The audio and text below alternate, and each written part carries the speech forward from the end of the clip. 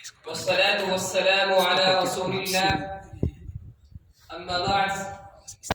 أعوذ بالله من الشيطان الرجيم بسم الله الرحمن الرحيم لقد جاءكم رسول من أنفسكم صدق الله العظيم. جرأت مدح نبی کر تو رہا ہوں لیکن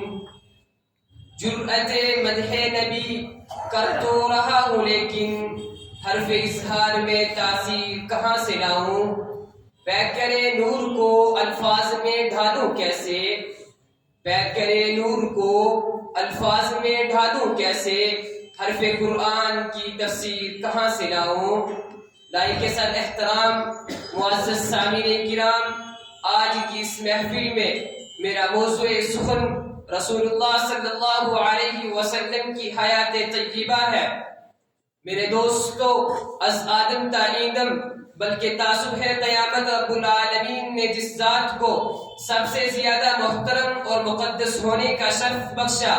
جس کے حصے میں سب سے زیادہ بزرگی اور فضیلت آئی، جسے صنعت خداوندی کا کامل ترین نمونہ کہا جاتا ہے، جس کی حیات طیبہ بشری زندگی کی ہر حیثیت اور ہر اعتبار سے کامل اور مکمل نظیر تھی، جس کی درفشانی نے قطروں کو دریا کر دیا، جس نے کفر و شرک کی تاریکیوں میں گرے ہوئے قلوب کو روشن اور منور کر دیا، جس نے راہ ہدایت سے بھٹکے ہوئے لوگوں کو رہبری اور رہنمائی کے اصول سکھائے کہ خدائے ذوالجلال نے انہیں معیار حق اور ہدایت کے روشن مینار قرار دیا، جس نے الحاد و بے دینی کی دلدل میں پھنسی ہوئی قوم کو آمنو کما آمن الناس کے خدائی فرمان کے لائق بنا کر پوری انسانیت کے لیے مشعل راہ بنا دیا، جس نے مردہ دلوں کو اپنے فیض صحبت سے مسیحائی عطا کی، جو خود یتیم پیدا ہو کر بھی زمانے بھر کے یتیموں کا سہارا قرار پایا،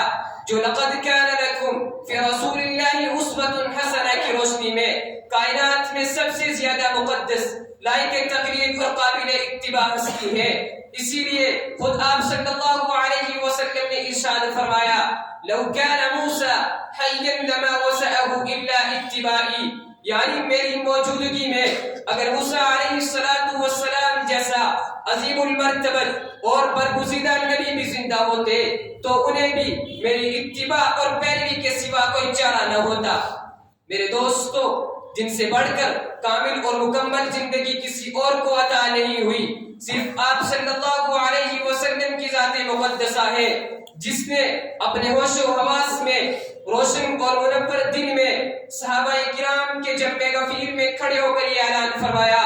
اے لوگو، مجھے دنیا میں جس عظیم مقصد کے لیے مبعوث کیا گیا تھا میں اسے پائے تکمیل تک پہنچا چکا ہوں. لوگوں نے یک زبان کہا کہ آپ صلی اللہ علیہ وسلم نے سچ فرمایا. آپ صلی اللہ علیہ وسلم نے عمری کا اشارہ کرتے ہوئے فرمایا، اے اللہ تو گواہ ہے نا، یہ صرف آقا مدنی صلی اللہ علیہ وسلم کا کمال ہے، جس میں کوئی دوسرا شریک نہیں ہو سکتا، جو ذات اس قدر خوبیوں اور کمالات سے متصف ہو، جو اس قدر عظمتوں، رفعتوں اور بلندیوں کی معراج پر جلوہ گر ہو، جو امام الانبیاء بھی ہے اور رسول اتقیاء بھی، جس کے کردار کا رنگ رسولوں میں بھی عینی ویسا ہے جیسے گلاب کی مہک دیگر پھولوں میں واضح اور نمایاں ہوتی ہے. میرے دوستو، ایسی اولو المرتبت ذات سے محبت و عقیدت ایمان ہے، جس سے محبت کمال ایمان ہے اور جس کے لیے اپنے احساسات و جذبات کی قربانی حقیقت ایمان ہے، جس کے ساتھ عشق و محبت کے بغیر ساری اطاعت و عبادات دربار الہی میں بیکار اور رائگاں ہیں. اگر ہم ایسی عظیم ذات سے محبت و عقیدت کے ساتھ ساتھ اس کی اتباع و اطاعت سے تہی دست و تہی دامن رہے تو یقین جانیے ہمارے لیے سرور عالم صلی اللہ علیہ وسلم کا ظہور بے معنی رہا، ہمارے لیے آفتاب ہدایت کا طلوع لا حاصل ہی رہا. بارش ہوئی اور ہم نے اپنی کھیتی کو سیراب نہ کیا، ہوا چلی اور ہم نے اپنا پھول نہ کھلنے دیا، ہدایت کا مہتا پوری آب و تاب کے ساتھ کائنات کی ہر شے کو روشن اور منور کرتا رہا، مگر ہم نے اس پر اپنی غفلتوں کے سائے پھیلائے رکھے۔ ایمان و یقین کی باد بہاری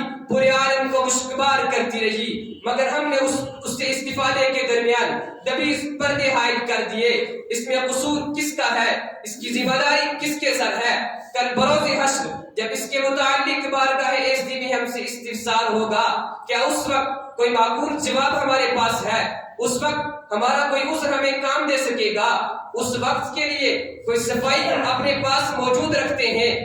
جب غفلت کا پردہ اٹھ چکا ہوگا، جب ہر شے آئینہ ہو جائے گی، جب کوئی مادی قوت ہمیں پناہ نہ دے سکے گی، اس وقت خدائے رحمان الرحیم ہی ہماری تمام تر مشکلات کو آسان کرے۔ وما علینا الا البلاغ۔